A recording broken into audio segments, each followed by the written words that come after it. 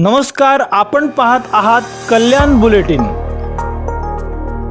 तुम्ही रॅली सगळ्यांनी बघितली असेल, सगळे पत्रकार रॅलीमध्ये उपस्थित होते।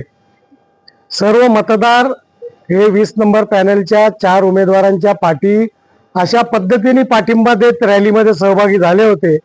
जो उत्साह होता याच्यातनच आपला विजयाकडची घोडदौड आज आपली निश्चित झाली।